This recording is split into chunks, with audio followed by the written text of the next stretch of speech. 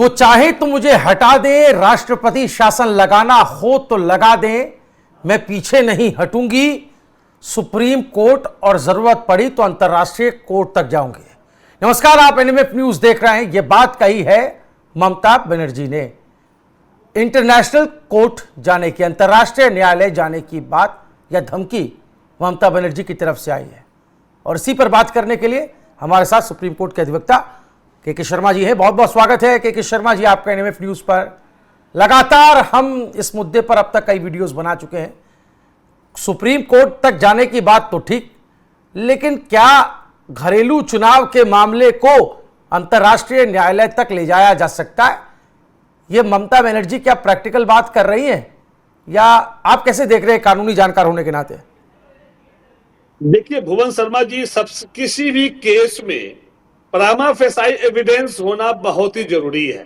यदि प्रथम दृष्टया यदि उस केस में आप जैसे ममता बनर्जी ने बताया कि हमें मारा गया, वो मारने का भी अभी तक एविडेंस नहीं है, वो उनका वर्जन है, ना उसके साथ कोई गवाह है। और वहां पे जो घटना जो भी बता रही है कि जहां जहां उनके साथ अन्याय हुआ है, भाजपा कह रही है भय पर भरोसे की जीत है। जो वहां पे बहुत सालों से वहां पे वामपंथ के द्वारा बंगाल को बंधक बनाया गया हुआ था, फिर बाद में टीएमसी ने उसको बंधक बना लिया था। बंगाल की धरती जो है तरक्की के लिए तड़प रही थी, वो उसको भाजपा वहां की जनता ने उनको मौका दिया कि डबल इंजन की सरकार हो, वहां पे वृद्धि हो, वहां विकास हो। लेकिन जो ममता बनर्जी का एलिगेशंस है, इसको हम देखो ऐसा नहीं कह सकते कि ममता बनर्जी गलत है। देखिए आप भी यहाँ पे है, मैं भी एडवोकेट हूँ। किसी चीज में हम अपना स्टेटमेंट तभी दे सकते हैं ना जब वो बाइज्जत बरी हो जाए भाजपा। एलिगेशन प्रूफ होना करना कि जो ड्यूटी है, बाउंड है, बर्डन ऑफ प्रूफ, वो जो burden of proof evidence act के अकॉर्डिंग वो ममता का है। ममता जी कह रही है कि वहां सीसी फुटेज दिया जाए। ये सारी चीजें तभी तो पॉसिबल है जब एविडेंस ममता जी भी कुछ देती है वहां, तब जाके। तो ये जो मैटर ऑफ ट्रायल है, ये सारे एविडेंस, गवाह, उसकी चीट क्रॉस, इसमें लंबा प्रोसीजर है जिसमें टाइम लगेगा। हाई कोर्ट में यदि आप चाहते हो स्टे इलेक्शन पिटीशन फाइल करके सुप्रीम कोर्ट में जाते हैं, आप पहले वहां जाओ, आपको न्याय ना मिले तो इंटरनेशनल कोर्ट ऑफ जस्टिस आपकी बात करते हैं। नहीं, इंटरनेशनल कोर्ट ऑफ जस्टिस में वकील साहब क्या इस तरह का कोई मामला आपकी जहन में, आपकी नजर में आता है? क्योंकि हम अब तक इंटरनेशनल कोर्ट ऑफ जस्टिस यानी अंतर्राष्ट्रीय न्यायालय को दो देशों के बीच के विवाद में कोई केस सुनवाई करते हुए देखते रहे, ना कि किसी देश के अंदर चुनाव कैसे हो रहे हैं, किस रूप में हो रहे हैं। ये तो उस स्टेट का सब्जेक्ट है, उस स्टेट के न्यायालयों का सब्जेक्ट है। अगर आपको चैलेंज करना भी है तो अब भारत में सुप्रीम कोर्ट की एक व्यवस्था है, न्यायालय की व्यवस्था है, वहां पर आपको करना चाहिए। तो क्या ये प्रैक्टिकल, ये कोई कानूनी उपाय लग रहा है या फिर राजनीतिक चाल लग रही है? आप कैसे देख रहे हैं इसे? इसको राजनीतिक चाल कहते हैं। राजनीतिक जो है ना, आप थोड़ा सा भी उनको यदि वहां से नोटिस जारी हो जाता है तो पॉलिटिकल माइलेज बेनिफिट। देखिए क्या होता है कि जब भी कोई केस है तो सबसे पहले छोटी अदालत में जाते हैं, फिर बड़ी अदालत में जाते हैं। यदि मारा पीटा गया किसी प्रशासन के द्वारा या शासन के द्वारा, तो उन्होंने एक छोटा सा एफआईआर भी नहीं कराया अभी तक। वो सीधा मारने की एफआईआर तो आप करा सकती थी ना, वो भी नहीं कराया गया। अभी तो वो मुख्यमंत्री है, चाहे केयर टेकर के रूप में ही हो, एक एफआईआर हो जाती, उस एफआईआर के बेस पे जांच होती, तो वो भी एफआईआर भी नहीं हुआ है। तो इंटरनेशनल कोर्ट ऑफ जस्टिस जो है, बेसिकली देखिए दूसरे देश के जो है जो जुडिशियल सिस्टम है, उनका जो करने स्टाइल जो है हमारे जुडिशियल सिस्टम का अलग है, उनका जो ट्रायल चलाने का सिस्टम अलग है, हमारा जो ट्रायल है वो अलग है। तो दोनों का मैच नहीं खाता। ये एक सिर्फ मैटर जो है, आप यहां जाएंगे वहां जाएंगे, ये बेसिकली जनता को गुमराह करने और मीडिया में बने रहने का, सस्ती लोकप्रियता का परिचय दे रही है वो। मेरा मानना है, मैं ये नहीं कह रहा कि ममता जी बनर्जी जी जो भी एलिगेशन लगा रही है, ना आप भुवन जी कह रहे हैं कि वो गलत है, बट देश का मजाक बनाना, विदेशों में, ये बहुत बड़ा गलत है। एक तो आप, ये क्राइम है। देश की जो इज्जत जो है, जो आप माँ की मानुष की बात करती है, अपनी माँ का, माटी मतलब भारत की धरती, उसको यदि आप शर्मसार करेंगे यदि विदेश में जाकर, तो विदेश वाले तो चाहते ही है कि ऐसा मौका मिले और देश के, भारत के ऊपर सवालिया निशान उठाए। इससे तो हमारे पड़ोसी देश भी हम पे हावी हो जाएंगे। वो तो पाकिस्तान कहेगा, चाइना कहेगा कि यहाँ इनके देश में इनकी प्रणाली ही नहीं है और हम पे हंस रहे हैं। यदि हम पाकिस्तान की जो बुरी हालतें है, जो वहां की आर्थिक स्थिति है इतनी बुरी है, वहां पे खाने के मोहताज है, वहां पे हमारे भारत देश से साथ में आजादी होने के बाद भी जो वहां के हालात है, वहां माँ बहने वहां पे कोई सुरक्षित नहीं है। और ऐसी सिचुएशन में जब भारत का नाम जब ऊंचा होता है, तो वहां पे इस तरह की जो मैटर यदि मार्केट में जाएगा, विदेशों के चैनलों में चलेगा, फॉरेन चैनलों में इसकी बात जाएगी, दोनों की अंदरूनी बात जाएगी, बहुत सारे मटेरियल, ये केस तो वहां पे फाइल हो सकता है, ये तो क्लियर है। वहां बातें हैं, भले उनको वहां पे कितना समय लगेगा, उनका क्या प्रोसीजर है, क्योंकि हमारे देश में, हमारे जहां तक, जब तक मैं होश संभाला हूं, मेरे नजर में तो ऐसा कोई केस नहीं है जो दो राज्यों के विवाद हो या दो कंट्री का विवाद हो, पानी को लेकर किसी समस्या है, तब इंटरनेशनल कोर्ट ऑफ जस्टिस लोग जाते हैं।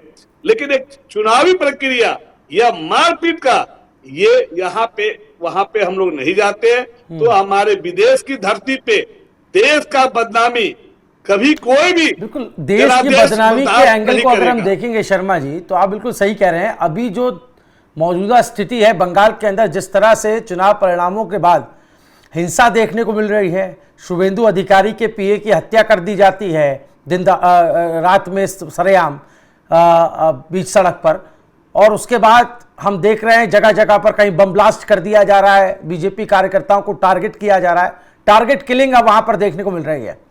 एक तरफ तो यह माहौल बन गया है, दूसरी तरफ अगर आप इस मामले को वहां ले जाएंगे तो रेफरेंसेस भी तो आएंगे ना, पूरी दुनिया बंगाल को सर्च करेगी, देखेगी कि बंगाल में क्या हो रहा है।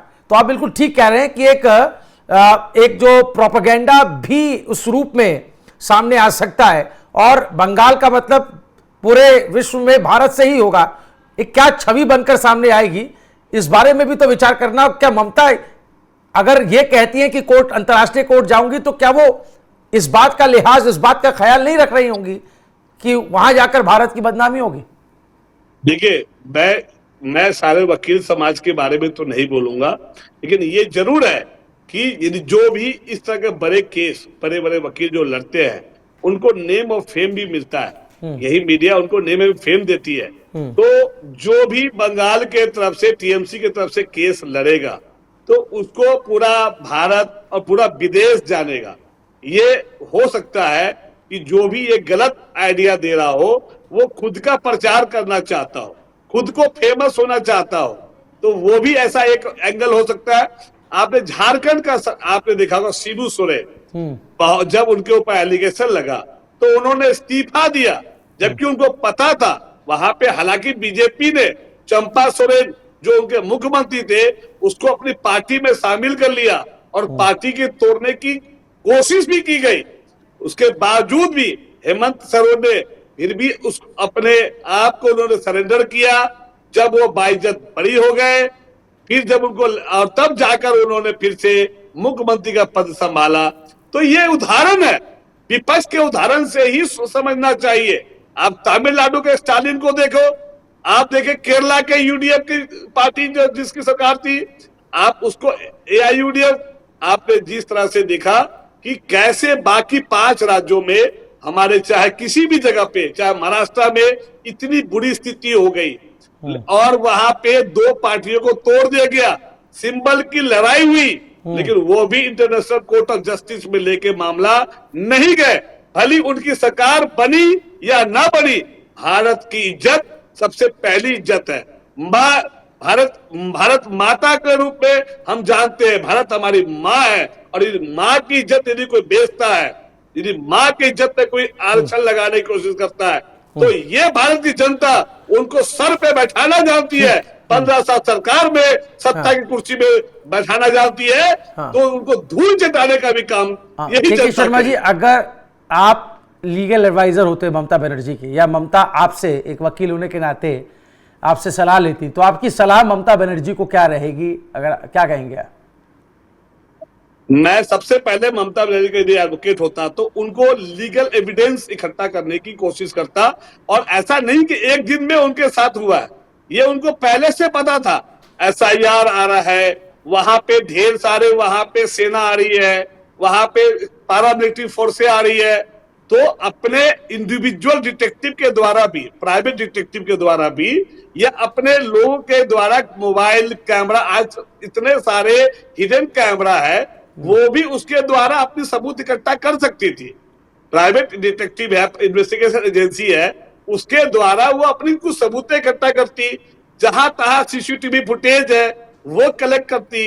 तो ये ऐसा नहीं है कि उनको नहीं पता था कि आज ये उनके साथ मारपीट होने वाला है, या मारपीट, मैं नहीं कहता कि मारपीट नहीं हुआ है, ना ये भी नहीं कहता कि मारपीट हुआ है, क्योंकि ना आपने देखा है ना हमने देखा है, और जब तक हम फैक्ट फाइंडिंग पे नहीं पहुंच जाते तो हम किसी भी कमेंट पे पक्ष और विपक्ष में किसी का साथ नहीं दे सकते। बट ममता लेडीज का हमारे एक प्रिजम्पशंस है कि यदि महिला कोई आरोप लगा रही है, महिला की बात हो रही है, मैं मुख्यमंत्री की बात नहीं कर रहा हूं, तो प्रिजम्पशंस है कि महिला की बातों को माना जाता है।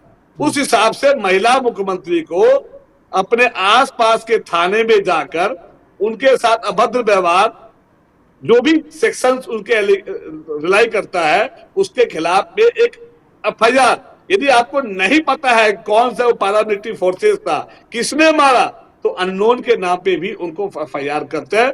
उसके बाद हम हाईकोर्ट में पिटीशन फाइल करते, मैं सलाह देता, उसके बाद फिर कहता सुप्रीम कोर्ट चलो, सुप्रीम कोर्ट में हमें न्याय नहीं मिलता तो जनता के बीच में जाकर मैं पूरे 5 साल उनको कहता कि आप जनता के बीच में, यदि आपके बीच में सच्चाई है तो यही जनता आपको दोबारा चुनेगी। अभी लोकसभा का चुनाव 3 साल बाद होने वाला है, फिर वहां पे जनता, यदि आप वहां 40 की 40 सीट लेती है तो भाजपा पे ये सबसे बड़ा तमाचा है, कुर्सी हो या ना हो, लेकिन ये तमाचा तो आप दे सकती है, क्योंकि लोग, एक सबसे बड़ी अदालत है जिसको कोई नहीं जानता है, वो हमारा देश में जनता की अदालत है।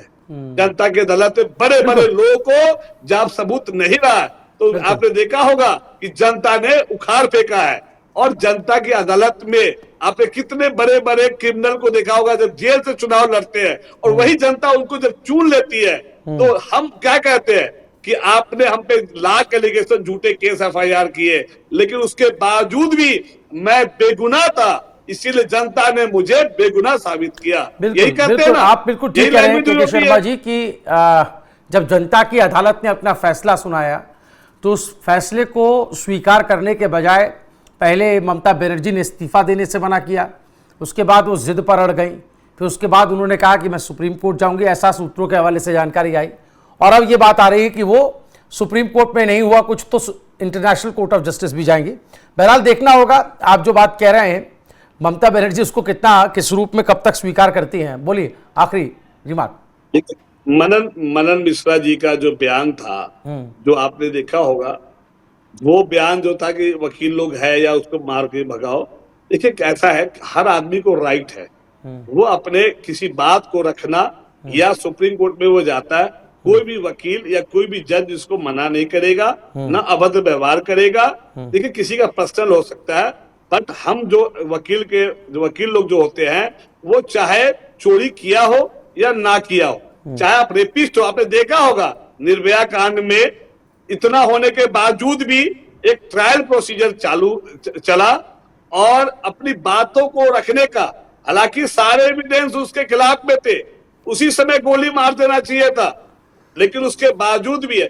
आपने देखा होगा जब पाकिस्तान से जो अटैक हुआ था मुंबई में, उसमें कसाब के खिलाफ में सारे एविडेंस थे, उसके बावजूद भी न्याय व्यवस्था जो हमारी न्याय प्रणाली है, भले उसको 7 साल लेट सजा हुआ, लेकिन जो न्याय प्रणाली को एनकाउंटर नहीं किया गया, उसको मारा नहीं गया, ऐसे कसाब को रखने में आपको पता है देश की कितनी पैसे बर्बाद हुए, कितना खर्चा हुआ, लेकिन पैसा इंपॉर्टेंट नहीं है, देश के लिए न्याय व्यवस्था वो इंपॉर्टेंट है। और न्याय प्रणाली को कभी छेड़छाड़ नहीं करना चाहिए, उसमें विश्वास रखना चाहिए। विश्वास भले रखना आपके चाहिए, न्याय बिल्कुल। प्रणाली ने खिलाफ आपके जरूरत दिया। बिल्कुल केके जी। और अब ये जो हमने चर्चा की है जनता की अदालत का, हम बार बार जिक्र कर रहे हैं, तो हमारे जो व्यूअर्स हैं वही जनता है, और उनसे अब हम उम्मीद कर रहे हैं कि वो कमेंट करके हमें बताएंगे कि वो इस बारे में अपनी क्या राय रखते हैं। ममता बनर्जी का इंटरनेशनल कोर्ट का दरवाजा खटखटाना, ये क्या व्यवहारिक है, ये आपको क्या कानूनी उपाय लगता है या फिर एक राजनीतिक चाल? जरूर कमेंट कीजिएगा। और के शर्मा की किस बात से आप ज्यादा इत्तेफाक रखते हैं, कौन सी बात उनकी आपको ज्यादा पसंद आई, उसका भी जिक्र आप कमेंट में जरूर कीजिएगा। वीडियो अच्छा लगा हो, ये चर्चा पसंद आई हो तो शेयर जरूर कीजिएगा। एनएमएफ न्यूज को जरूर सब्सक्राइब कीजिए। नमस्कार।